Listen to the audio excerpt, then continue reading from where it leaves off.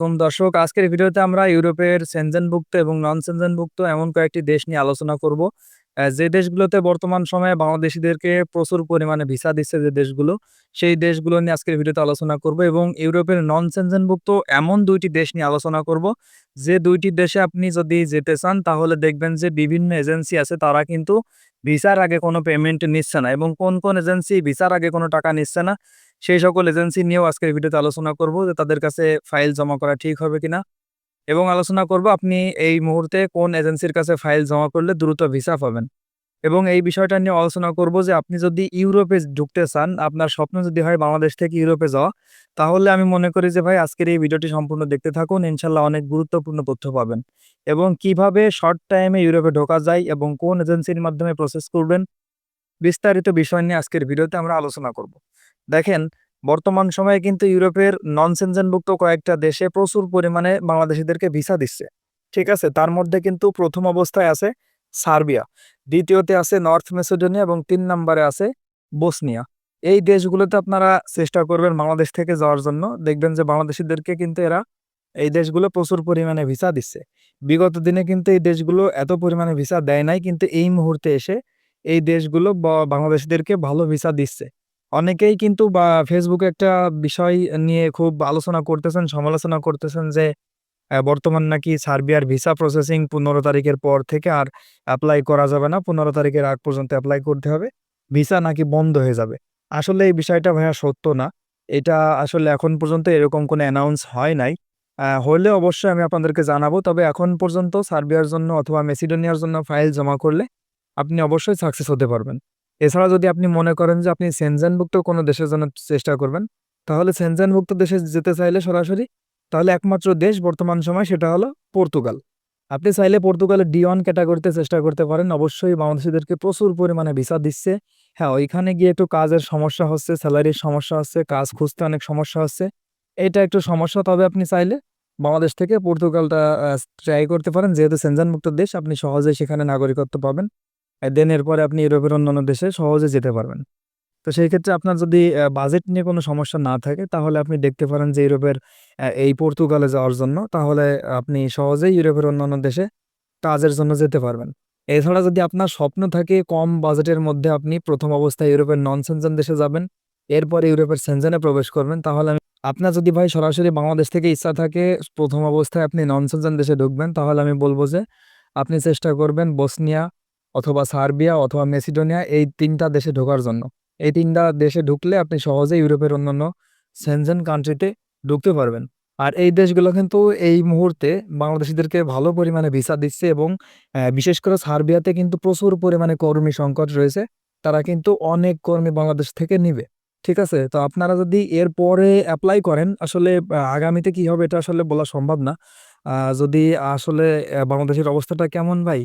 মনে করেন যে যদি কেউ বলে যে এই দেশের ভিসাটা অনেক ভালো হচ্ছে, অথবা এই দেশে যান, এই দেশে কিছু ভিসা দিচ্ছে, তাহলে দেখা যায় যে বাংলাদেশী যারাই বিদেশে যাবে তাদের মেক্সিমাম মানুষ এই সকল দেশে ফাইল জমা করার জন্য বসে থাকে। যার কারণে দেখবেন যে পরবর্তীতে এত পরিমাণে ফাইল জমা পড়ে, যার কারণে আসলে ভিসা রেশিও একদম তলানিতে চলে যায়।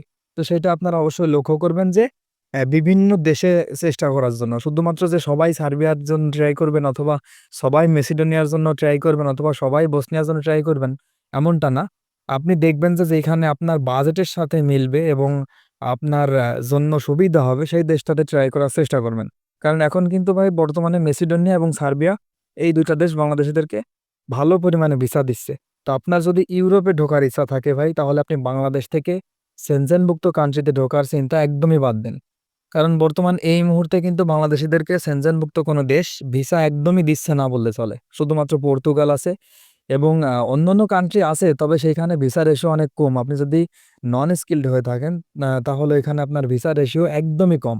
আপনি চেষ্টা করবেন, দেখবেন আপনি যদি স্কিলড ওয়ার্কার হয়ে থাকেন, তাহলে দেখবেন যে বিভিন্ন ইউরোপীয় দেশ থেকে, সেনজেনভুক্ত দেশ থেকে আপনার সরাসরি বিভিন্ন এজেন্সির কাছে ডেলিগেট পরীক্ষার জন্য ডেট নেয়। তো আপনি যদি কোনো কাজে দক্ষ হয়ে থাকেন, সেই কাজে যদি আপনি ডেলিগেট দিতে পারেন, তাহলে সেখানে আপনি সহজে ঢুকতে পারবেন। অথবা যদি আপনার কোনো স্কিলড না থাকে, কোনো যোগ্যতা না থাকে, কোনো অভিজ্ঞতা আপনার না থাকে অর্থাৎ, তাহলে আপনি চেষ্টা করেন ভাই বর্তমান সময়ে ইউরোপের নন সেনজেন কান্ট্রিতে ১ম অবস্থায় ঢোকার জন্য। দেন এরপরে আপনি ইউরোপের সেনজেন কান্ট্রিতে আপনি সহজেই ঢুকতে পারবেন।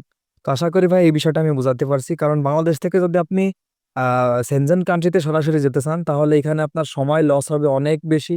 ঠিক আছে? এখানে ১ থেকে ১.৫ বছর পর্যন্ত অপেক্ষা করতে হবে। এবং আসলে ভিসা হবে কিনা এটা আসলে কনফার্ম বলবে না। কোনো এজেন্সিই বলতে পারবে না ভাই যে আপনার কনফার্ম আপনার ভিসা হবে। এরকম যদি কোনো এজেন্সি বলতে পারতো যে আপনার এখানে জমা করেন ১ বছর টাইম দেন, আপনার কনফার্ম ভিসা হবে। তাহলে আমি মনে করি যে ভাই অনেকেই জমা দিত। আর আমি আমার কাছে যেটা সুবিধা মনে হয় যে ভাই আপনি ১ম অবস্থায় আ ১৫ থেকে ২০ লাখ টাকা খরচ করে সেনজেনভুক্ত দেশে ঢোকার চেয়ে আপনি ১ম অবস্থায় দেখেন নন সেনজেন কান্ট্রিতে ঢোকার জন্য। এরপরে আপনি সেনজেনে যেতে পারবেন। ঠিক আছে? কারণ এখন যদি আপনি পর্তুগালের জন্য ট্রাই করেন তাহলে দেখবেন যে পর্তুগাল এখন বিভিন্ন এজেন্সি অলমোস্ট ২০ লাখ টাকা প্লাস চার্জ করতেছে। ঠিক আছে? ২০ লাখ টাকার নিচে কোনো এজেন্সি আমার জানা মতে এখন পর্যন্ত পর্তুগালের কাজগুলো করতেছে না। ঠিক আছে? এখানে আবার ইন্ডিয়ার ভিসা করতে হয়, ওইখানে খরচ আছে। বিভিন্ন কিছু মিলে দেখা যায় যে আপনার অ্যারাউন্ড ২২ থেকে ২৩ লাখ টাকা পর্যন্ত খরচ আপনার ধরে রাখতে হবে। সেটা ভাই আপনার যদি বাজেট নিয়ে সমস্যা না থাকে আপনি সেটাও ট্রাই করতে পারেন। তবে আমার মতে আমার ডিসিশন হচ্ছে যে ভাই ১ম অবস্থায় আপনি মিডল ইস্টেও যেতে পারেন, কোনো সমস্যা নাই। সেখান থেকে আপনি অন্য এজেন্সি ধরে পরবর্তীতে সেনজেনে যাবেন অথবা নন সেনজেনে যাবেন।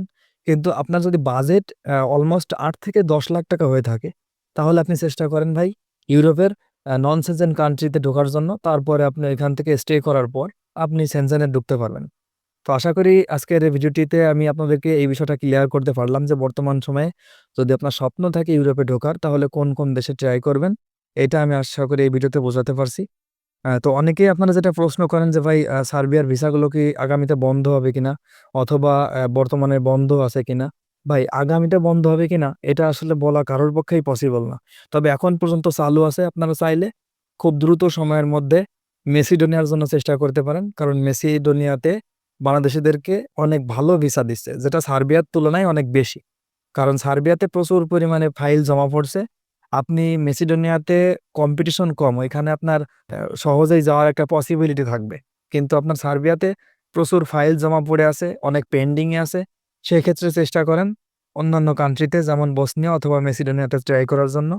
তাহলে ইনশাআল্লাহ আপনি সফল হবেন। তো আপনাদের সকলের জন্য দোয়া থাকবে।